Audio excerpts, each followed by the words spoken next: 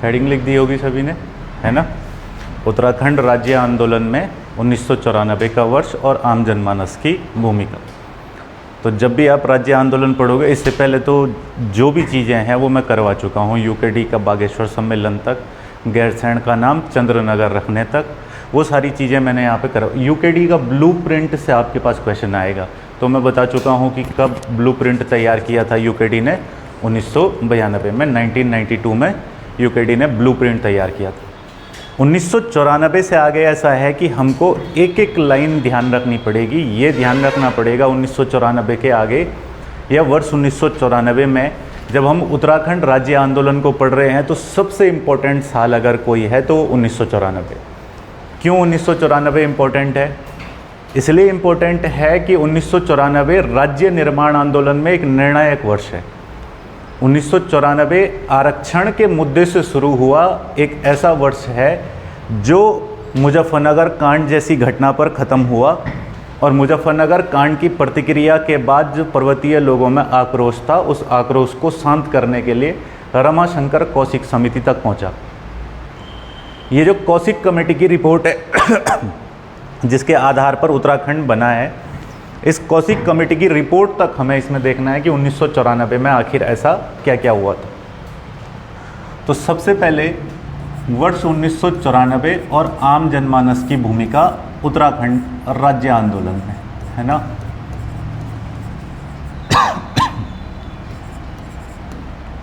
उत्तराखंड राज्य आंदोलन। अब उत्तराखंड क्योंकि उत्तर प्रदेश का पार्ट था, है ना, और अगर हम लोग उत्तर प्रदेश सरकार की नीतियों को देखेंगे तो जो 1994 का वर्ष है उसकी पृष्ठभूमि एक फैसले पर टिकी हुई है। आप ध्यान रखेंगे कि उत्तर प्रदेश सरकार के द्वारा दिसंबर 1993 में, एक एक चीज़ को पहले आप सुनना ध्यान से, दिसंबर 1993 में एक घोषणा की गई, और इस घोषणा के तहत कहा गया कि सरकारी सेवाएं जो हैं, जितनी भी गवर्नमेंट जॉब हैं, उन सभी सरकारी सेवाओं में 50% आरक्षण की व्यवस्था की जाएगी। यानी सरकारी सेवाओं में कितने प्रतिशत आरक्षण देने की व्यवस्था की गई? 50% आरक्षण देने की जो है वो व्यवस्था घोषित की गई। ये उत्तर प्रदेश सरकार की घोषणा है, और इसी घोषणा से 1994 का वर्ष तैयार होता है हमारे पास। आप देखोगे कि इस घोषणा की वजह से इतने बड़े आंदोलन हुए। कैसे हुए? तो जब 1993 में ये घोषित किया गया कि सरकारी सेवाओं में 50% आरक्षण की व्यवस्था जो है वो की जाएगी, और इस व्यवस्था के लिए एक अधिसूचना जारी कर दी गई। अधिसूचना जो है वो जारी हुई 17 जून 1994 को। यानी अगर मैं आपसे कहूँ कि ये व्यवस्था जो है कब लागू हो गई, तो आप कहोगे कि इस व्यवस्था को लागू किया गया या इस व्यवस्था के लिए अधिसूचना जारी की गई 17 जून 1994। 17 जून 1994 को इस व्यवस्था के तहत ओबीसी को जो है, अदर बैकवर्ड कास्ट जो है, उनको सरकारी सेवाओं में, सभी सरकारी सेवाओं में 27% आरक्षण का प्रावधान किया गया। कितने परसेंट आरक्षण का प्रावधान किया गया? 27% आरक्षण का प्रावधान किया गया। अब ये जो 27% आरक्षण का प्रावधान उत्तर प्रदेश सरकार ने किया, इस आरक्षण के प्रावधान का क्या परिणाम निकला? तो आप घोषणा समझ गए होंगे। 1993 दिसंबर माह में घोषणा हुई कि सरकारी सेवाओं में कितना परसेंट आरक्षण दिया जाएगा? 50%। अधिसूचना जारी कर दी 17 जून 1994 को, और कहा कि ओबीसी को सरकारी सेवाओं में जो है कितना परसेंट आरक्षण दिया जाएगा? 27% आरक्षण दिया जाएगा, 27% आरक्षण दिया जाएगा। लेकिन पर्वतीय क्षेत्रों में इस फैसले का कड़ा विरोध हुआ। कारण क्या था कि मात्र 2 से 3% लोग ही ऐसे थे पर्वतीय क्षेत्रों में, 2-3% लोग। कौन से क्षेत्र में? पर्वतीय क्षेत्र में। वो क्षेत्र जो एक लंबे समय से मांग कर रहा था अलग राज्य की, उस क्षेत्र में मात्र 2-3% लोग ही इस आरक्षण के दायरे में आ रहे थे, ओबीसी के 27% आरक्षण के दायरे में, और बाकी लोग जो है इस 27% के आरक्षण के दायरे में नहीं आ रहे थे। तो कुछ लोगों ने इसे तुगलकी फरमान कहा रातों रात लिया गया एक ऐसा फैसला जिसमें आंकड़ों तक का अध्ययन नहीं किया गया। उत्तर प्रदेश सरकार ने ये भी नहीं सोचा कि भाई इतना बड़ा क्षेत्र है, पर्वतीय क्षेत्रों में रहने वाले लोग हैं, उनके लिए आरक्षण का प्रावधान इसमें किया जाना चाहिए। और मात्र पूरे इतने बड़े उत्तराखंड के क्षेत्र से 2 से 3% लोगों को ही सरकारी सेवाओं में 27% आरक्षण के दायरे में शामिल किया गया, बाकी सभी लोगों को 27% आरक्षण के दायरे से बाहर। अब आरक्षण का जो प्रभाव है वो सबसे पहले किस पर दिखेगा? छात्रों पर, है ना। तो आरक्षण का प्रभाव दिखा भी छात्रों पर। जैसे ही ये व्यवस्था हुई तो इस व्यवस्था के खिलाफ 14 जुलाई 1994 को अब पहला विरोध हुआ। 14 जुलाई 1994 को इस व्यवस्था के खिलाफ कोट द्वार के अंतर्गत छात्रों ने विरोध किया। कौन सी जगह विरोध किया? कोट द्वार। कोट द्वार में छात्रों ने विरोध किया, और जब छात्रों ने इस व्यवस्था का विरोध किया तो ये आंदोलन बहुत बड़ा बन गया। इस आरक्षण के खिलाफ छात्रों ने आवाज़ उठाई सबसे पहले कोट द्वार से। तो आपसे पूछेगा कि उत्तर प्रदेश सरकार की आरक्षण व्यवस्था के खिलाफ सर्वप्रथम कौन से क्षेत्र से छात्रों ने आवाज़ उठाई थी? तो कौन से क्षेत्र से आवाज़ उठाई थी? कोट द्वार से आवाज़ उठाई थी। ये ध्यान रखना, ठीक हो गया। कोट द्वार में कब आंदोलन किया छात्रों ने? कोट द्वार में आंदोलन किया छात्रों ने 14 जुलाई 1994, ठीक हो गया। और जब 14 जुलाई 1994 को कोट द्वार के अंतर्गत आंदोलन हुआ तो इस आंदोलन के विरोध में फिर कुमाऊं के अंतर्गत विरोध देखने को मिला। इसके कुछ दिन बाद 26 जुलाई 1994 को इस आरक्षण के विरोध में कुमाऊं में तालाबंदी की गई। तो अगर आपसे पूछेगा कि कुमाऊं में इस आरक्षण व्यवस्था के विरोध में तालाबंदी कब की गई, तो कब तालाबंदी की गई? 26 जुलाई 1994। 26 जुलाई 1994 को संपूर्ण कुमाऊं के अंतर्गत तालाबंदी की गई, और इस तालाबंदी के बाद इस आरक्षण आंदोलन को आगे बढ़ाते हुए 2 अगस्त 1994 को उत्तराखंड के गांधी कहे जाने वाले इंद्रमणि बडोनी जी, कौन? इंद्रमणि बडोनी जी इस व्यवस्था के खिलाफ आमरण अनशन शुरू कर देते हैं, और उन्होंने अपना आमरण अनशन जो है वो श्रीनगर से शुरू कर दिया। कौन सी जगह से शुरू कर दिया? श्रीनगर। तो आप आरक्षण व्यवस्था के खिलाफ प्रतिक्रिया देखो। सबसे पहले आरक्षण व्यवस्था के खिलाफ प्रतिक्रिया कहाँ से आई? कोट द्वार से। कब आई? 14 जुलाई 1994 को। 26 जुलाई 1994 को कुमाऊं में तालाबंदी, और 2 अगस्त 1994 को इंद्रमणि बडोनी जी ने श्रीनगर में आमरण अनशन शुरू कर दी। इस व्यवस्था के खिलाफ आमरण अनशन शुरू हुआ। इसी समय श्रीनगर के अंतर्गत 16-17 अप्रैल 1994 को, इसी दौरान वर्ष 1994 में ही 16-17 अप्रैल 1994 को श्रीनगर में, ये आप अलग ध्यान रखेंगे, उत्तराखंड पीपुल्स फ्रंट पार्टी का गठन हुआ। कौन सी पार्टी का गठन हुआ? Uttarakhand people's front. तो अगर आपको पूछेगा कि उत्तराखंड पीपल्स फ्रंट पार्टी का गठन कहाँ हुआ था, तो कहाँ हुआ था? श्रीनगर में। और कब इस पार्टी का गठन हुआ था? 16-17 अप्रैल 1994। उत्तराखंड पीपल्स फ्रंट ने पर्वतीय क्षेत्रों की मांगों को मजबूती के साथ आगे रखा। पीपल्स फ्रंट आगे आया इस मामले में, और इन्होंने बहुत सारे आंदोलन जगह जगह किए। 1994 के अंतर्गत इस व्यवस्था के बाद आगे चल कर के जो आंदोलन होते रहे, उन आंदोलनों में कुछ घटनाक्रम बहुत महत्वपूर्ण हैं। जब भी आप वर्ष 1994 को देखें तो आपके दिमाग में कुछ घटनाक्रम बहुत इंपॉर्टेंट आ जाने चाहिए। सबसे पहला आना चाहिए आपके पास पौड़ी विद्रोह। 1994 के अंतर्गत आपके दिमाग में सबसे पहली चीज़ आनी चाहिए पौड़ी विद्रोह। ठीक हो गया। पौड़ी विद्रोह के बाद आपके दिमाग में आना चाहिए यहाँ पर खटीमा कांड। कौन सा कांड आना चाहिए? खटीमा कांड। खटीमा कांड बहुत आप जानते हैं कि राज्य में बहुत प्रसिद्ध घटनाक्रम खटीमा कांड। खटीमा कांड के बाद आपके दिमाग में आना चाहिए मसूरी कांड, और राज्य आंदोलन के अंतर्गत मसूरी कांड के बाद आपके दिमाग में आनी चाहिए अगली चीज बाटाघाट कांड। बाटाघाट कांड, बाटाघाट कांड, ठीक हो गया।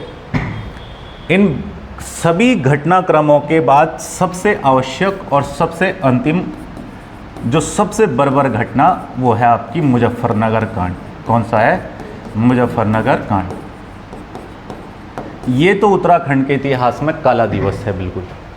तो पहली बात तो आपके पास काफ़ी बार ये प्रश्न आ जाता है कि इन घटनाक्रमों को क्रम से लगाइए, तो आप यही मेरी बात ध्यान से सुन लो।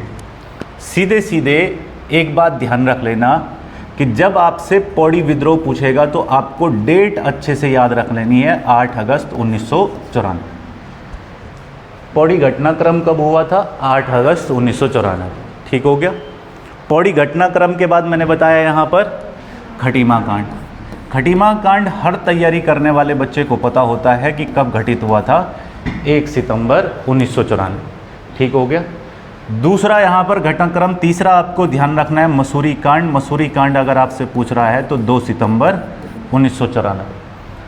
चौथा घटनाक्रम अगर आपसे पूछ रहा है बाटाघाटा कांड तो ध्यान रखना है 15 सितंबर 1994, ठीक हो गया। और अगर आपसे मुजफ्फरनगर कांड पूछ रहा है तो मुजफ्फरनगर कांड आपको ध्यान रखना है 2 अक्टूबर 1994, 2 अक्टूबर 1994।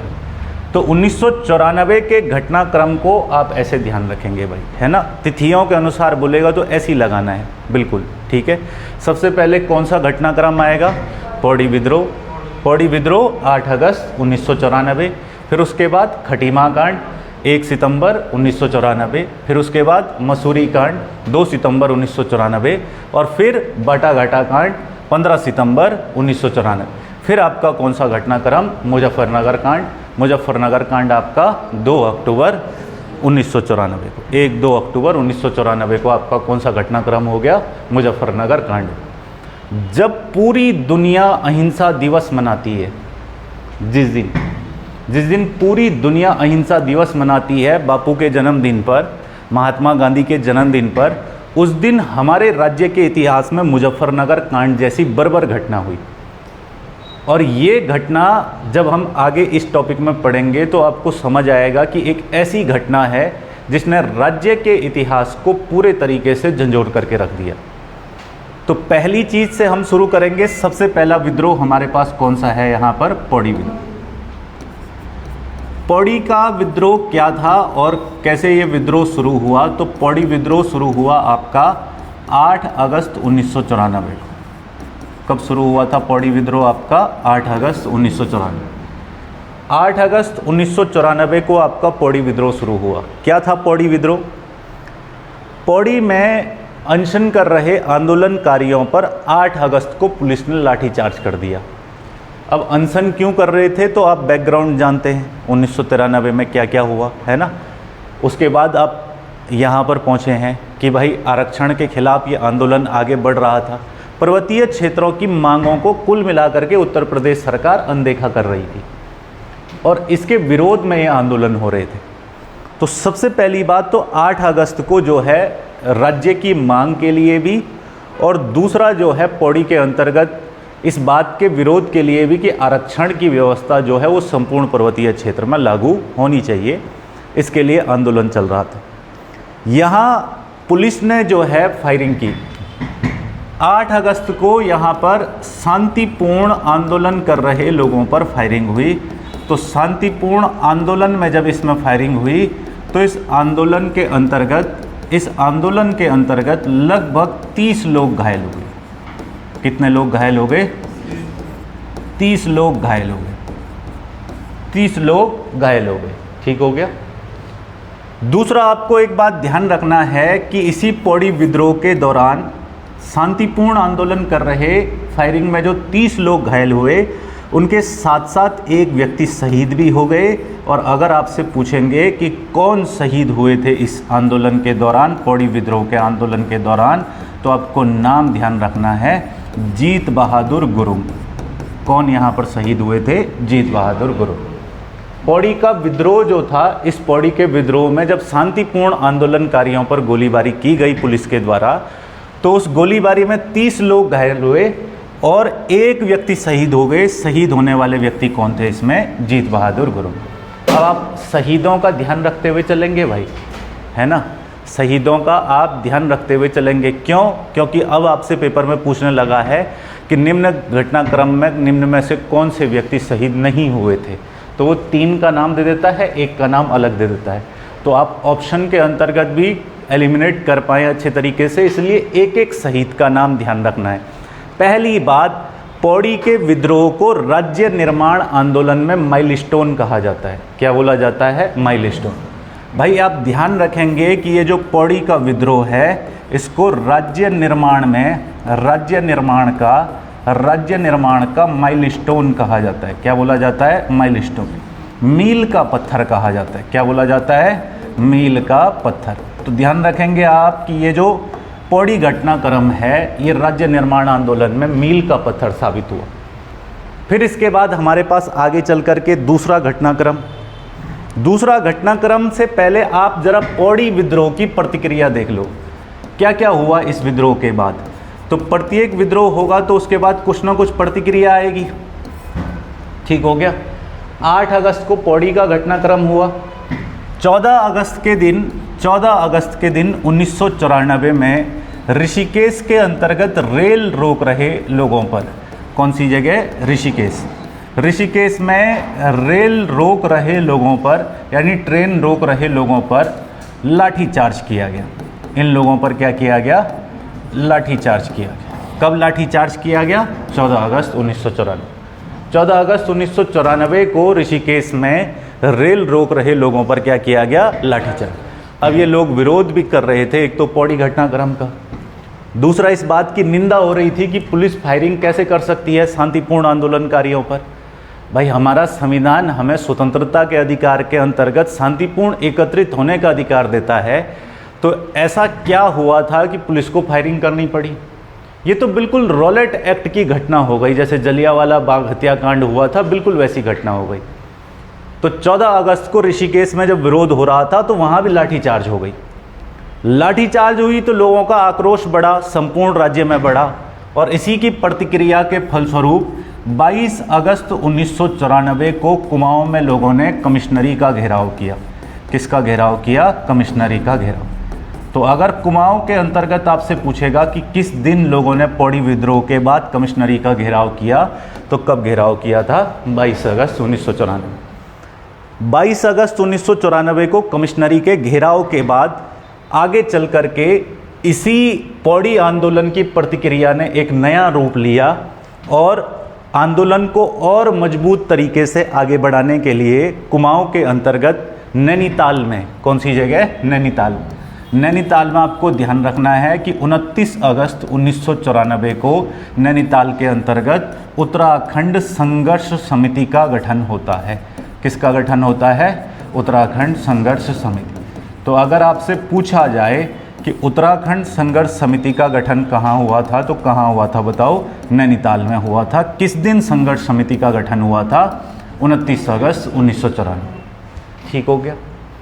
तो अब आप यहाँ देख सकते हैं कि पौड़ी कांड के बाद क्या क्या हुआ। पौड़ी का विद्रोह 8 अगस्त 1994 को, 30 लोग घायल हुए पुलिस की फायरिंग में, एक व्यक्ति शहीद हुए। शहीद होने वाले व्यक्ति कौन है? जीत बहादुर गुरुंग। इस घटना को हम राज्य निर्माण आंदोलन का क्या कहते हैं? यहाँ पर माइलस्टोन कहते हैं। और प्रतिक्रिया के फलस्वरूप अगर आप देखोगे तो 14 अगस्त 1994 को ऋषिकेश में रेल रोक रहे आंदोलनकारियों पर लाठीचार्ज किया गया। 22 अगस्त 1994 को कुमाऊं कमिश्नरी का कुछ लोगों ने घेराव किया और 29 अगस्त 1994 को उत्तराखंड संघर्ष समिति का गठन हुआ। तो ये प्रतिक्रिया रही किस घटना की? पौड़ी विद्रोह। पौड़ी विद्रोह के बाद हमारे पास एक घटनाक्रम राज्य के इतिहास में बहुत जो है बड़ा घटनाक्रम रहा, वो है खटीमा कांड। कौन सा घटनाक्रम है? खटीमा कांड। अभी बताया मैंने आपको खटीमा कांड कब घटित हुआ था? 1 सितंबर 1994। आप एक एक्स्ट्रा फैक्ट ध्यान रखेंगे कि 1 सितंबर 1994 को जब यहाँ पर खटीमा कांड घटित होता है तो इस खटीमा कांड से आपको एक बात ध्यान रखनी है, बहुत आवश्यक, जो आपको हमेशा कॉम्पिटिटिव एग्जाम में काम आती रहेगी, वो ये है कि खटीमा कांड की स्मृति में 2018 से, कब से बताओ, 2018 से 1 सितंबर को कुमाऊनी भाषा दिवस की शुरुआत की गई है। किसकी शुरुआत की गई है? कुमाऊनी भाषा दिवस। तो हमारे राज्य में कुमाऊनी भाषा दिवस कब मनाया जाता है? 1 सितंबर को मनाया जाता है। किस घटनाक्रम की स्मृति में? खटीमा कांड। खटीमा उधम सिंह नगर के अंतर्गत ये घटनाक्रम हुआ। तो खटीमा कांड की स्मृति में 2018 से जो है कौन सा दिवस मनाया जा रहा है? यहाँ पर कुमाऊनी भाषा दिवस। समझ गए बात को? अब खटीमा कांड की बात करते हैं। खटीमा में हो या मसूरी में हो, घटनाक्रमों में एक ही चीज़ कॉमन है कि शांतिपूर्ण आंदोलन कर रहे लोगों पर पुलिस के द्वारा फायरिंग कर दी गई। यही खटीमा में भी हुआ। खटीमा में शांतिपूर्ण आंदोलन कर रहे थे जिसमें पुलिस के द्वारा गोलीबारी की गई। तो यहाँ भी आपको ध्यान रखना है कि खटीमा के अंतर्गत भी शांतिपूर्ण आंदोलन में पुलिस द्वारा फायरिंग की गई। किसके द्वारा फायरिंग की गई? पुलिस द्वारा फायरिंग की गई। और पुलिस द्वारा की गई इस फायरिंग के अंतर्गत खटीमा कांड के अंतर्गत 8 लोग शहीद हो गए। कितने लोग शहीद हो गए? 8 लोग शहीद हो गए। मैंने आपको परसों बताया ना कि राज्यों के निर्माण में इतने राज्य, भारत में 28 राज्य और 8 केंद्र शासित प्रदेश आज हैं। दमन दीव को मर्ज कर दिया है, जम्मू कश्मीर को यूटी बना दिया है। तो हमारे पास 8 केंद्र शासित प्रदेश आज हैं। इन 8 केंद्र शासित प्रदेशों के और 28 राज्यों के इतिहास में एक भी राज्य ऐसा नहीं है जिसको बनाने के लिए उत्तराखंड से ज़्यादा किसी की शहादत दी गई हो। ऐसा किसी राज्य में नहीं, बल्कि भाषा के आधार पर बनने वाला पहला राज्य पोट्टी श्री रामलल्लू की वहाँ पर मृत्यु होती है। एक व्यक्ति की मृत्यु के बाद आंध्रा का गठन कर दिया गया। आप देखोगे 1960 में सौराष्ट्र को गुजरात और महाराष्ट्र में अलग कर दिया गया। 1966 में शाह आयोग की रिपोर्ट पर जो है पंजाब, हरियाणा, चंडीगढ़ का गठन हुआ। 1971 में जो है हिमाचल प्रदेश का गठन हो गया। तो आप भारत के राज्यों का इतिहास उठा करके देखो। राज्य पुनर्गठन विधेयक 1956 के माध्यम से ज़्यादातर यूटी का गठन हुआ, ज़्यादातर राज्यों का गठन हुआ। और इन सभी का गठन करके 1956 के माध्यम से जो है किसी भी राज्य में आंदोलन की जैसी स्थिति नहीं बनी, बहुत बड़ा आंदोलन नहीं बना। अभी हाल ही में अगर आप देखोगे तो ज़्यादा पुरानी बात नहीं है, 2 जून 2014 को तेलंगाना बना। तेलंगाना के लिए एक आवाज़ थी, लेकिन इतना बड़ा विद्रोह नहीं था कि इतने लोग शहीद हो गए। ये केवल और केवल संपूर्ण भारत में एकमात्र राज्य उत्तराखंड है जिस उत्तराखंड को बनाने में इतने लोगों ने अपनी शहादत दी। और इस शहादत के पीछे एक ही मूल कारण था, पर्वतीय क्षेत्र के लोगों का विकास। उत्तराखंड बनाने की जो अवधारणा थी, उस अवधारणा में एक ही बिंदु केंद्र में था, वो था उत्तराखंड मूल के लोगों का विकास। परंतु दुर्भाग्य से उत्तराखंड बनने के बाद उत्तराखंड केवल और केवल नेताओं की नगरी बन चुका है और यहाँ पर्वतीय लोगों का जो विकास है वो बहुत पीछे छूट चुका है जिस अवधारणा पर उत्तराखंड बना था। और अगर इसी घटनाक्रम को अगर हम देखेंगे तो इसमें 8 लोग शहीद हुए। कितने लोग शहीद हुए? 8। अगर आपको खटीमा कांड के अंतर्गत पूछ रहा है कौन कौन 8 लोग शहीद हुए, तो इसमें आपको नाम ध्यान रखना है कि इस घटनाक्रम के अंतर्गत शहीद होने वाले व्यक्ति थे। पहले तो प्रताप सिंह। कौन व्यक्ति थे इसमें शहीद होने वाले? प्रताप सिंह। बाद में डिटेल में भी पढ़ेंगे हम एक एक के बारे में, ठीक है भाई, क्या क्या था क्या क्या नहीं था। दूसरे व्यक्ति जो इसमें शहीद हुए वो थे सलीम अहमद। दूसरे व्यक्ति जो खटीमा कांड के अंतर्गत शहीद हुए वो कौन हो जाएंगे? सलीम अहमद। तीसरे व्यक्ति जो खटीमा कांड में शहीद हुए वो थे भगवान सिंह। कौन थे बताओ? भगवान सिंह। चौथे व्यक्ति जो खटीमा कांड में शहीद हुए वो थे धर्मानंद भट्ट। धर्मानंद भट्ट।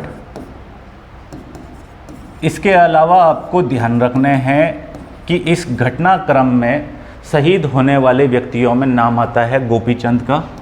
किसका नाम आता है?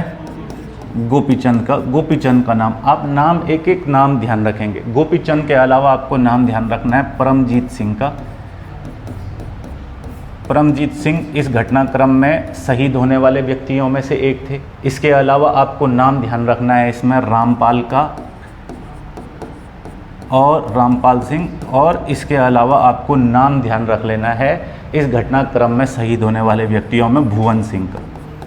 किसका नाम ध्यान रखना है? भुवन सिंह। इस प्रकार खटीमा कांड के अंतर्गत 8 लोगों की शहादत हुई। कितने लोगों की शहादत हुई? 8। तो अगर आपसे पूछेगा कौन कौन 8 लोग इसमें शहीद हुए, तो कौन कौन लोग हैं बताओ? प्रताप सिंह है, सलीम अहमद, भगवान सिंह, धर्मानंद भट्ट, गोपीचंद, परमजीत सिंह, रामपाल सिंह और भुवन सिंह। ये सभी शहीद हुए थे कौन से घटनाक्रम के अंतर्गत? खटीमा कांड। कब घटित हो रहा है ये खटीमा कांड? 1 सितंबर 1994 को। कौन सा घटनाक्रम है? खटीमा। ठीक है। कितने लोगों की शहादत हो गई? 8 लोगों की शहादत हो गई। खटीमा कांड के विरोध में जब 8 लोग शहीद हो गए तो पूरे राज्य में विद्रोह हुआ। इतना बड़ा विद्रोह हुआ पूरे राज्य के अंतर्गत कि इस खटीमा कांड के अगले दिन ही मसूरी के अंतर्गत खटीमा कांड के विरुद्ध इकट्ठा हुए प्रदर्शनकारियों के साथ समान व्यवहार हुआ और एक और काला दिन हमको देखने को मिला मसूरी कांड के रूप में। अब आप जानते हैं कि मसूरी कांड जो है ये आपका 2 सितंबर 1994 को कब हुआ था? 2 सितंबर 1994। यहाँ भी आप पहले ही एक बात ध्यान रखेंगे अपने दिमाग में कि प्रत्येक वर्ष 2 सितंबर को गढ़वाली भाषा दिवस मनाया जाता है। कौन सा दिवस मनाया जाता है? गढ़वाली भाषा। तो कुमाऊनी भाषा दिवस और गढ़वाली भाषा दिवस, ये दो तो याद रह जाएंगे तुमको, है ना? खटीमा कांड की स्मृति में और दूसरा गढ़वाली किसकी स्मृति में? मसूरी कांड की स्मृति में। ठीक हो गया। तो 2 सितंबर को गढ़वाली भाषा दिवस मनाया जाता है और इसकी शुरुआत भी 2018 से हुई। कब से शुरुआत हुई इसकी? 2018 में राज्य सरकार ने, जैसे खटीमा कांड में मैंने बताया था ना 2018 में शुरू किया। कौन सा दिवस शुरू किया? कुमाऊनी भाषा दिवस। ऐसा ही आपको ध्यान रखना है कि 2018 के अंतर्गत यहाँ पर जो है शुरू किया गया कौन सा? गढ़वाली भाषा दिवस। किस दिन मनाया जाता है गढ़वाली भाषा दिवस? 2 सितंबर। कुमाऊनी भाषा दिवस 1 सितंबर। जागर संरक्षण दिवस 17 सितंबर को। ठीक है। हिमालय संरक्षण दिवस 9 सितंबर। तो आप कुछ दिवस ध्यान रखेंगे, मैं बाकी बता दूंगा कब कब कौन कौन सा दिवस मनाया जाता है, क्यों मनाया जाता है। प्रत्येक दिवस के पीछे एक कारण है। जागर संरक्षण दिवस प्रीतम भरतवाण जी के जन्मदिन पर मनाया जाता है और उन्होंने जागर को अंतर्राष्ट्रीय स्तर पर पहचान दी, इसलिए उन्हें जागर सम्राट के नाम से भी जाना जाता है। पद्मश्री से सम्मानित किया गया है। तो अब अगर आपसे पूछता भी है कोई फैक्ट तो वो हम पढ़ लेंगे बाद में। थोड़ा सा शहीदों के बारे में भी थोड़ा बहुत डिटेल हम आगे चल करके देखने वाले। फिलहाल आप थोड़ा शहीदों का नाम ध्यान रखेंगे कि कहाँ कौन कौन लोग इसमें शहीद हुए। मसूरी कांड में भी वापस खटीमा कांड के विरोध में प्रदर्शन कर रहे लोग थे। किसके विरोध में प्रदर्शन हो रहा था? खटीमा कांड के विरोध में प्रदर्शन। खटीमा कांड के विरोध में प्रदर्शन। तो जब खटीमा कांड के विरोध में प्रदर्शन हो रहा था तो इस प्रदर्शन में भी पुलिस द्वारा गोलीबारी कर दी गई। इस प्रदर्शन में भी पुलिस द्वारा क्या कर दी गई? गोलीबारी कर दी। अब आप समझ सकते हैं कि कैसी संवैधानिकता और कैसा लोकतंत्र है ये, जहां पर्वतीय क्षेत्र के लोगों पर गोलीबारी की गई। पर्वतीय क्षेत्र के लोग, मैदानी मूल के लोग, इस उत्तराखंड प्रदेश के लोगों पर, इस उत्तराखंड के मूल लोगों पर गोलीबारी की गई। यहाँ पर मेरा मतलब केवल पर्वतीय क्षेत्र के लोगों से नहीं है, बल्कि देहरादून के लोग, हरिद्वार के लोग, उधम सिंह नगर के लोग, ये सभी लोग इसके अंतर्गत शामिल थे, है ना।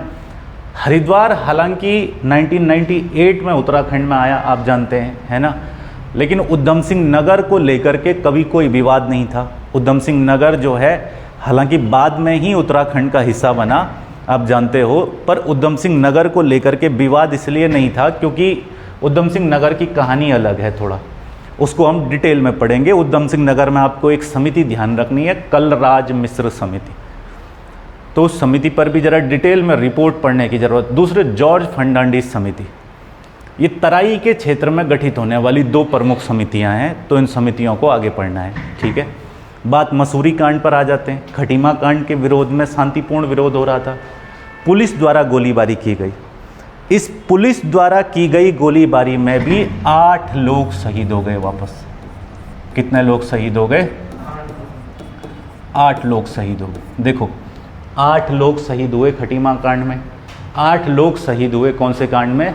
मसूरी कांड में। 1 व्यक्ति शहीद हुए पौड़ी विद्रोह में। समझ रहे हो बात को? कुल मिला के ये संख्या कहाँ तक पहुँच गई है? 17 तक। समझ रहे हो? और कुल 30 लोग थे जो इस घटनाक्रम में राज्य निर्माण में शहीद हुए। कितने लोगों की शहादत के बाद ये उत्तराखंड मिला?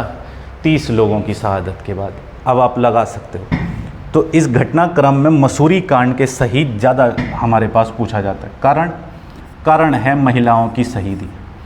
इस मसूरी कांड के अंतर्गत शहीद होने वाली महिलाओं में आपको नाम ध्यान रखना है हंसा धनाई का। किसका नाम ध्यान रखना है? सबसे पहले हंसा धनाई। पहला नाम हंसा धनाई, दूसरा नाम याद रखना है बेलमती चौहान। दूसरा नाम आपको ध्यान रखना है बेलमती चौहान। महिलाओं की भी अग्रणी भूमिका रही राज्य निर्माण आंदोलन में, ये बात स्पष्ट है। कैसे कैसे तो वो आगे आगे मैं आपको बताता रहूँगा। ठीक हो गया।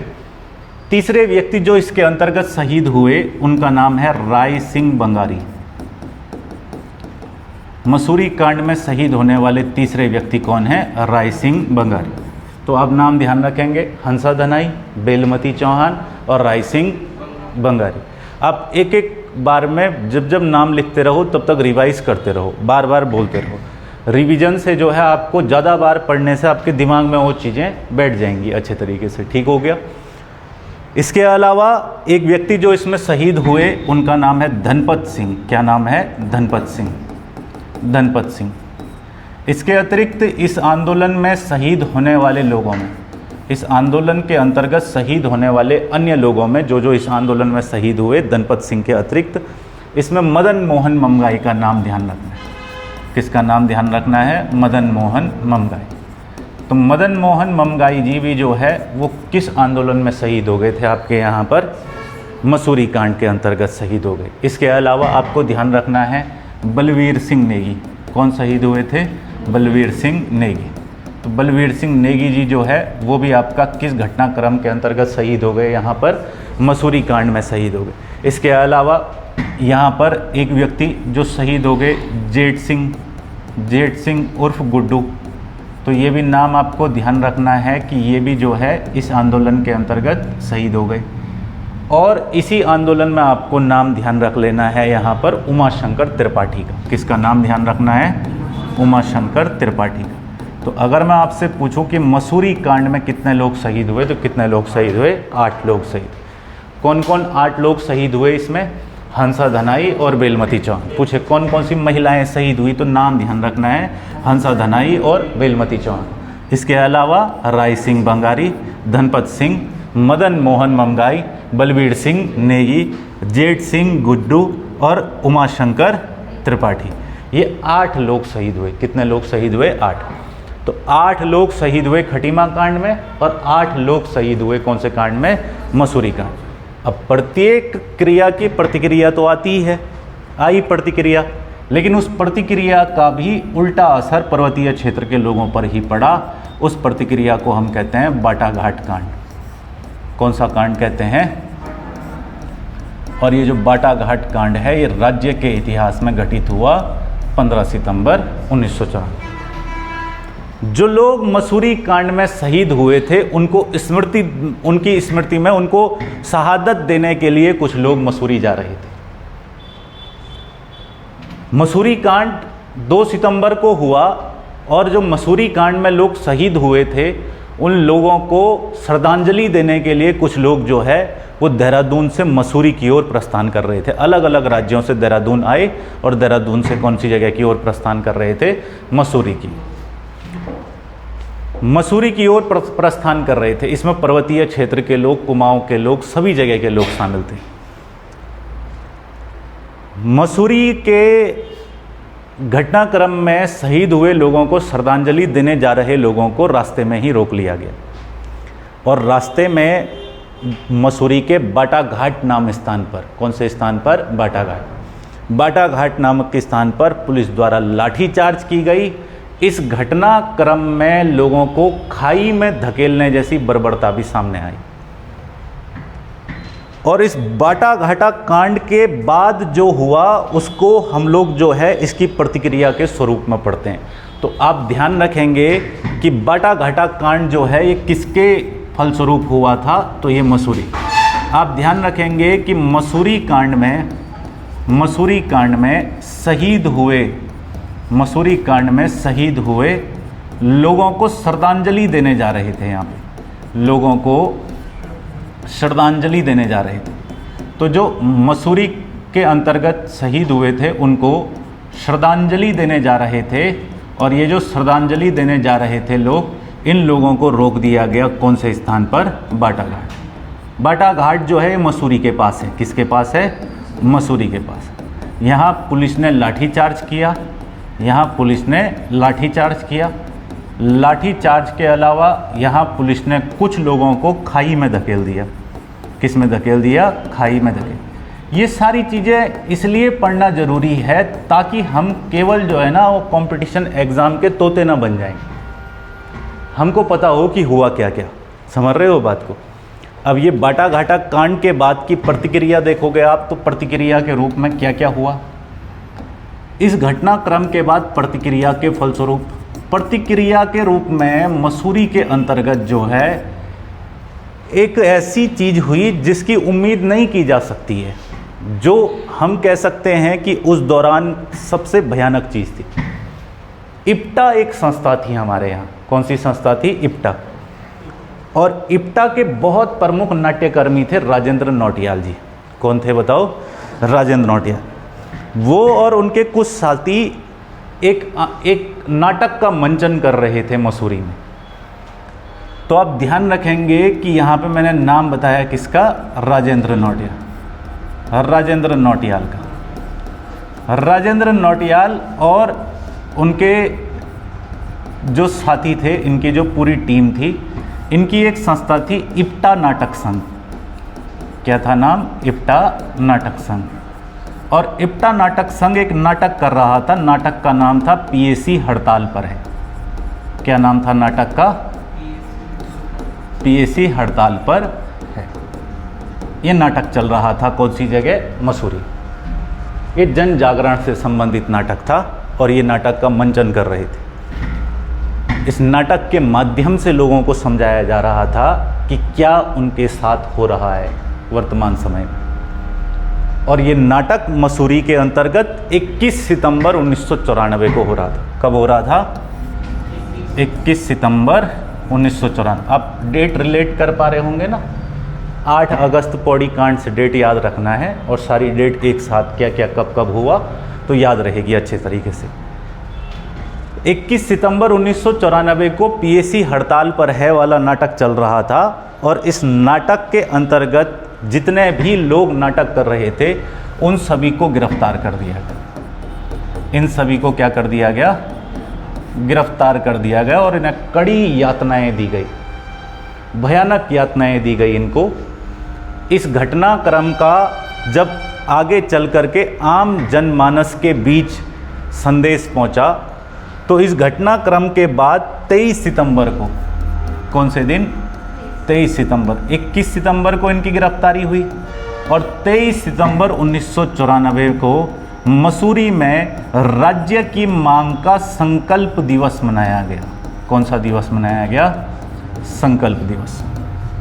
तो अगर आपसे पूछेगा कि मसूरी में संकल्प दिवस कब मनाया गया राज्य की मांग का, तो कब मनाया गया? 23 सितंबर 1994। बहुत सारे आंदोलनकारियों ने शपथ ली कि जब तक राज्य नहीं मिलेगा तब तक पीछे नहीं हटेंगे।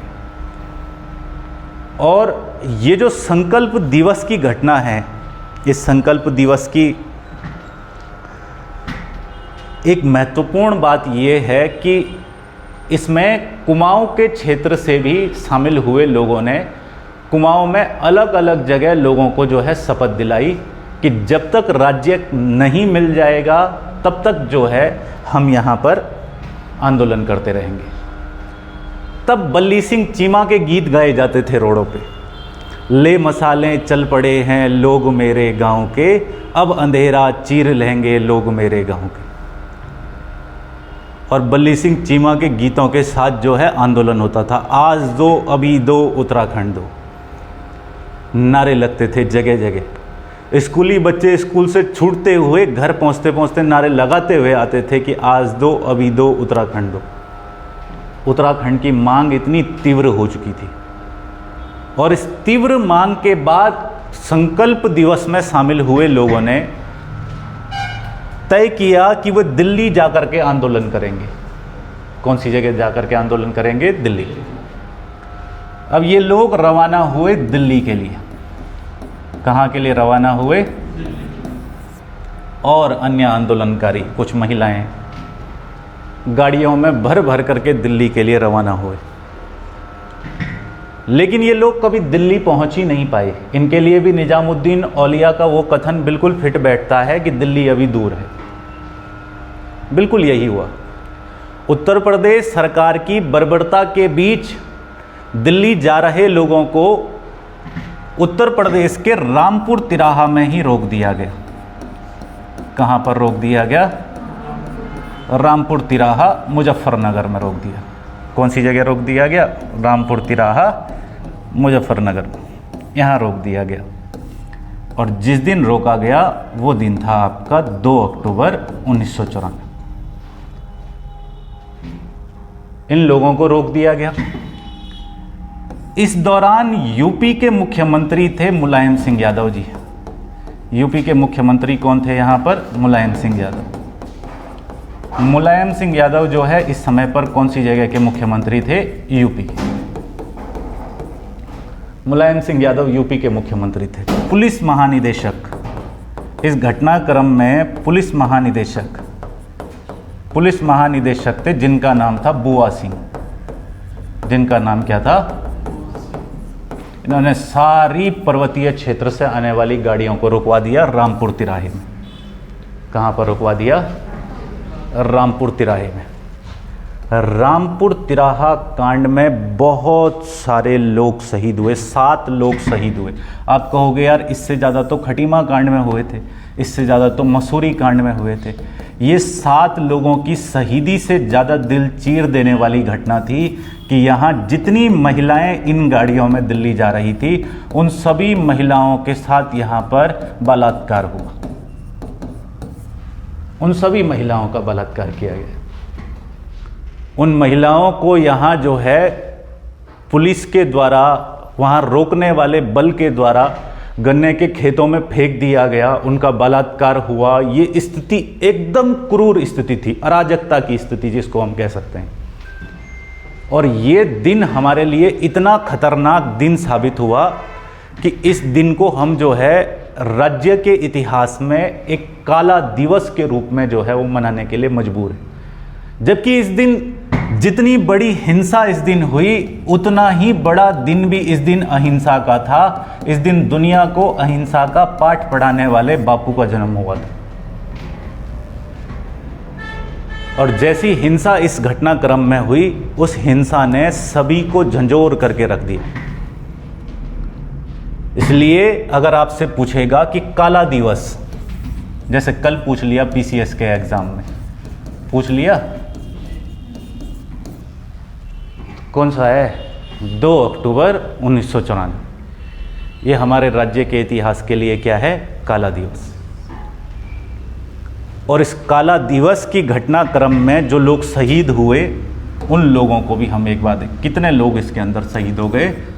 7 लोग शहीद हो गए इस घटनाक्रम में। जो 7 लोग इस घटनाक्रम में शहीद हुए उनका भी नाम आपको ध्यान रखना है। सबसे पहले नाम आपको ध्यान रखना है इसमें सूर्य प्रकाश थपलियाल का। किसका नाम ध्यान रखना है? सूर्य प्रकाश थपलियाल, जो इस घटनाक्रम में शहीद हुए। दूसरा, इस घटनाक्रम के अंतर्गत शहीद होने वाले व्यक्ति राजेश लखेड़ा, नाम ध्यान रखना है। क्या नाम हो जाएगा? राजेश लखेड़ा। वो इस घटनाक्रम में शहीद हुए। तीसरे व्यक्ति जो इस घटनाक्रम में शहीद हुए वे थे रविंद्र सिंह रावत। रविंद्र सिंह रावत। चौथे व्यक्ति जो इस घटनाक्रम के अंतर्गत शहीद हुए वो थे सत्येंद्र चौहान। सत्येंद्र चौहान। पांचवें व्यक्ति जो इस घटनाक्रम के अंतर्गत शहीद हुए वे थे गिरीश भद्री। कौन थे यहां पर? गिरीश भद्री। छठवें व्यक्ति जो इस घटनाक्रम में शहीद हुए उनका नाम था अशोक कुमार कौशिक। अशोक कुमार कौशिक। अशोक कुमार कौशिक शहीद हुए इसमें। और सातवें एवं अंतिम व्यक्ति जिनका नाम ध्यान रखना है इस घटनाक्रम में जो शहीद हुए उनका नाम है राजेश नेगी। क्या नाम है? राजेश नेगी। तो राजेश लखेड़ा और राजेश नेगी दोनों लोग इसी घटनाक्रम में शहीद हुए। कितने लोग शहीद हो गए यहाँ पर? 7 लोग। कौन कौन 7 लोग शहीद हुए इस घटनाक्रम में? सूर्य प्रकाश सबलियाल, राजेश लखेड़ा, रविंद्र सिंह रावत, सत्येंद्र चौहान, गिरीश भद्री, अशोक कुमार केशिव और राजेश नेगी। ये सभी लोग जो है शहीद हो गए किस घटनाक्रम में? मुजफ्फरनगर कांड।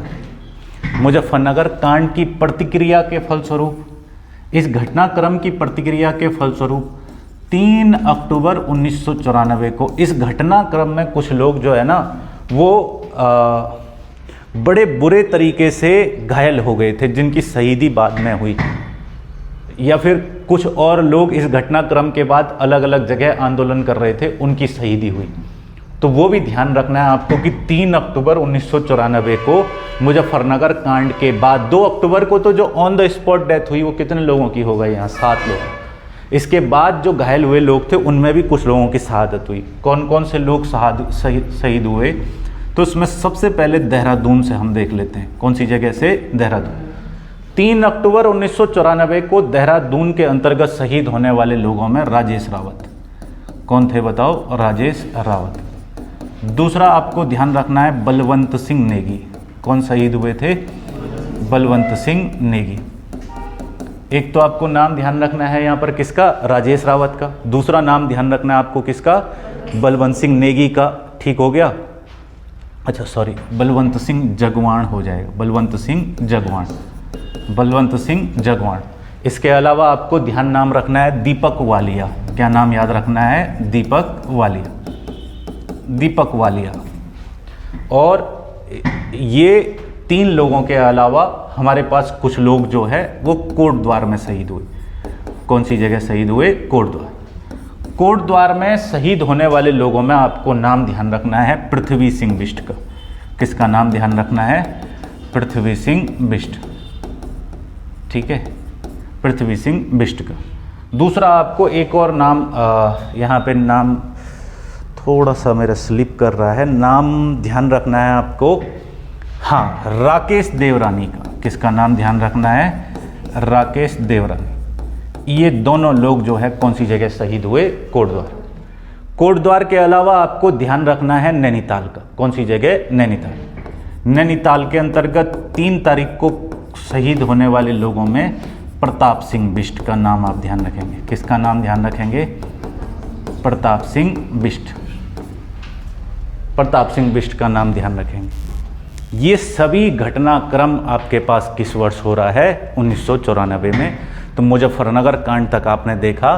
3 अक्टूबर 1994 को मुजफ्फरनगर की प्रतिक्रिया के बाद, मुजफ्फरनगर की प्रतिक्रिया के बाद प्रतिक्रिया में शहीद हुए, प्रतिक्रिया में शहीद हुए लोग। तो अगर आपको पूछेंगे कौन कौन लोग शहीद हुए, देहरादून से कौन कौन हुए थे? राजेश रावत, बलवंत सिंह जगवाण और दीपक वालिया। कोटद्वार से पृथ्वी सिंह बिष्ट और राकेश देवरानी। नैनीताल से यहाँ पर प्रताप सिंह बिष्ट। ठीक हो गया? क्लियर है? बात आती है हमारे पास आगे। तो आगे इस घटनाक्रम के बाद एक घटना हमारे पास आवश्यक है, वो है श्रीयंत्र टापू कांड। कौन सा कांड? श्रीयंत्र टापू कांड। ये मुजफ्फरनगर कांड के बाद जो है हमारे पास इस घटनाक्रम का अगला हिस्सा है। लेकिन श्रीयंत्र टापू कांड मैंने 1994 के वर्ष में जहाँ तक मैंने बताया था वहीं तक हमको ध्यान रखना है इसमें आज, ठीक है। ये घटनाक्रम 1995 का है। कब का है? 1995। तो 1994 का वर्ष ध्यान रहेगा सभी को। एक बार फटाफट से रिवाइज कर लें भाई।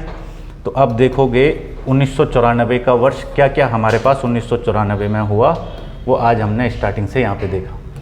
तो 1994 में मैंने सबसे पहले कहा कि शुरुआत कहाँ से होती है इस सब घटनाक्रम की। यहाँ पर दिसंबर 1993 में उत्तर प्रदेश सरकार के द्वारा सरकारी सेवाओं में कितने % आरक्षण की घोषणा की गई? 50%। इसके लिए अधिसूचना जारी कर दी गई कब? 17 जून 1994 को। और इसके तहत ओबीसी को सरकारी सेवाओं में कितना % आरक्षण देने का प्रावधान था?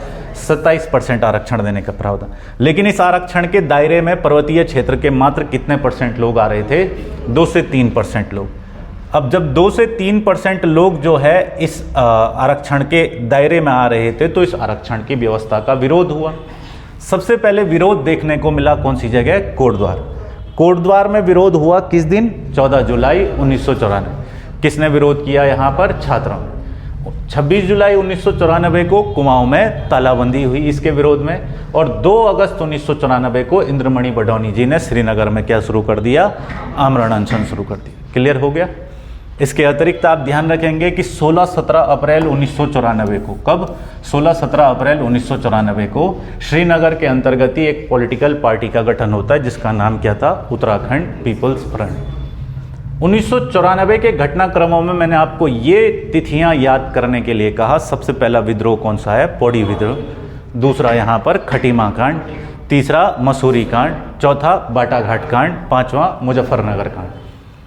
अगर पौड़ी विद्रोह आपसे पूछ रहा है तो पौड़ी विद्रोह कब हुआ था? 8 अगस्त 1994। और यहाँ शांतिपूर्ण आंदोलन कर रहे लोगों पर फायरिंग की गई जिसमें कितने लोग घायल हुए? 30 लोग। शहीद होने वाले व्यक्ति कौन थे इसमें? जीत बहादुर गुरु। राज्य निर्माण आंदोलन में ये क्या कहलाता है हमारे पास? माइलस्टोन या मील का पत्थर कहलाता है। क्लियर हुआ? इसके अलावा प्रतिक्रिया के स्वरूप आप देखोगे तो 14 अगस्त 1994 को ऋषिकेश में रेल रोक रहे लोगों पर क्या हुई? यहाँ पर लाठीचार्ज। 22 अगस्त 1994 को कमिश्नरी का घेराव, कुमाऊं कमिश्नरी का घेराव। 29 अगस्त 1994 को किसका गठन हुआ? उत्तराखंड संघर्ष समिति का। एक कौन सी जगह हुआ? नैनीताल। ये सब किसकी प्रतिक्रिया के फलस्वरूप हो रहा है? पौड़ी विद्रोह। ठीक हो गया? इसके बाद हमारे पास कौन सा दिन आता है? खटीमा कांड। 1 सितंबर 1994। कौन सा दिवस मनाया जाता है इस दिन? कुमाऊनी भाषा दिवस। कब से शुरू हुआ था ये? 2018। कितने लोग शहीद हो गए इसमें? 8 लोग। तो 8 लोगों के नाम ध्यान रखने हैं। प्रताप सिंह, सलीम अहमद, भगवान सिंह, धर्मानंद भट्ट, गोपीचंद, परमजीत सिंह, रामपाल सिंह, भुवन सिंह। मसूरी कांड कब हुआ? 2 सितंबर 1994। और इस मसूरी कांड की घटना के अंतर्गत जो है यहाँ पर 2 सितंबर को कौन सा दिवस मनाया जाता है? गढ़वाली भाषा दिवस। ये भी कब शुरू हुआ था भाई? 2018। तो खटीमा कांड के विरोध में प्रतिक्रिया दे रहे थे, प्रदर्शन कर रहे थे। पुलिस द्वारा गोलीबारी की गई। यहाँ भी कितने लोग शहीद हो गए? 8 लोग, जिसमें 2 महिलाएं भी शहीद हुई। कौन कौन सी? हंसा धनाई और बेलमती चौहान। इनके अलावा राय सिंह बंगारी, धनपत सिंह, मदन मोहन ममगाई, बलबीर सिंह नेगी, जेठ सिंह गुड्डू और इसके अलावा उमाशंकर त्रिपाठी। मसूरी कांड के बाद मसूरी कांड में शहीद हुए लोगों को श्रद्धांजलि देने जा रहे लोगों को बाटाघाट नामक स्थान पर रोक दिया। कहाँ पे रोक दिया? बाटाघाट। यहाँ पुलिस ने लाठीचार्ज की, लोगों को खाई में धकेल दिया। ऐसी बर्बरता सामने आई। ठीक है? प्रतिक्रिया इसकी क्या हुई कि मसूरी में राजेंद्र नौटियाल और उनकी टीम जो है, जिनका इप्टा नाटक संघ था, ये नाटक कर रहे थे। कौन सा नाटक? पीएसी हड़ताल पर है। और इसी नाटक के दौरान इनको 21 सितंबर 1994 को कर दिया गया गिरफ्तार। 23 सितंबर 1994 को मसूरी में ही मनाया गया कौन सा दिवस? संकल्प दिवस। ये जो संकल्प दिवस था, इस संकल्प दिवस में संकल्प लिए लोग जो है 2 अक्टूबर 1994 को जा रहे थे दिल्ली। लेकिन दिल्ली जाने से पहले ही उनको रोक दिया। कहाँ पर? रामपुर तिराहा में, मुजफ्फरनगर में। इसलिए इस घटना को मुजफ्फरनगर कांड कहेंगे। क्या बोलेंगे?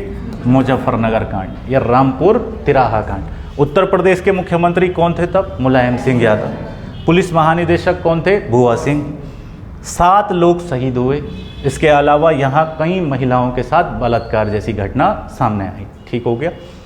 इसके अतिरिक्त आपको ध्यान रखना है इसमें कि कितने लोग शहीद हुए थे। 7 लोग, नाम क्या क्या हो जाएंगे? सूर्य प्रकाश थपलियाल, राजेश लखेड़ा, रविंद्र सिंह रावत, सत्येंद्र चौहान, गिरीश भद्री, अशोक कुमार केशिव और राजेश नेगी। 3 अक्टूबर 1994 को मुजफ्फरनगर की प्रतिक्रिया में शहीद हुए लोगों में देहरादून में कौन कौन शहीद हुए थे? राजेश रावत, बलवंत सिंह जगवाण और दीपक वाली।